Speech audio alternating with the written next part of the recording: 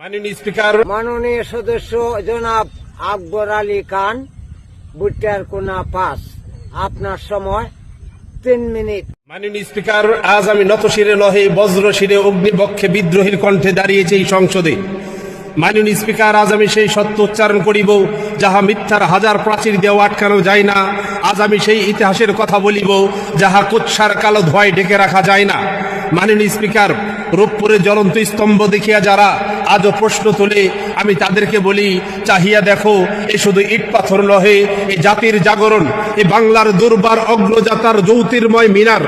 মাননীয় স্পিকার, যখন এই স্বপ্নের বীজ রোপিত হয়েছিল তখন কত ভীরু কণ্ঠে উঠিয়াছিল ভয়ের সুর, কত সংশয়বাদী বলিয়াছিল বাংলা পারিবে না, কত নিন্দুক বিষ উগ্রাইয়াছিল এই স্বপ্ন মরীচিকা। কিন্তু আজ দেখো, যাহারা বলিয়াছিল অসম্ভব তারাই আজ সফলতার ছায় আশ্রয় খোঁজে। মাননীয় স্পিকার, বাংলার গরিব দুঃখী কৃষক শ্রমিক মেহনতি মানুষের প্রধানমন্ত্রী জননেত্রী শেখ হাসিনা যখন এই দুঃসাহসিক অভিযাত্রা শুরু করেছিলেন, তখন তিনি শুধু একটি প্রকল্প শুরু করেন নাই, তিনি শুরু করিয়াছিলেন আত্মবিশ্বাসের বিপ্লব।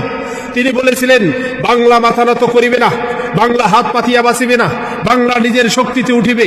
আর সেই উচ্চারণ বিদ্যুতের রাখা হইয়া গ্রাম থেকে নগরে, কারখানা থেকে বন্দরে, মানুষের ঘর থেকে মানুষের হৃদয়ে ছুটিয়া চলেছে। মাননীয় স্পিকার, মাননীয় স্পিকার, নেতা অনেক আসে কিন্তু রাষ্ট্রনায়ক জন্মে কদাচিৎ।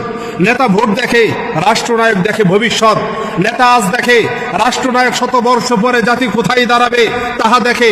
মাননীয় স্পিকার, আজ যারা অপবাদ তোলে তাদেরকে বলি, কুয়াশার সূর্য দিয়ে ঢাকে না, শকুন আকাশের মালিক হয় না, চিৎকারে ইতিহাস বদলায় না। মাননীয় স্পিকার, বাংলার মানুষ আজ জানে কারা স্বপ্ন গড়ে আর কারা স্বপ্ন ভাঙ্গে।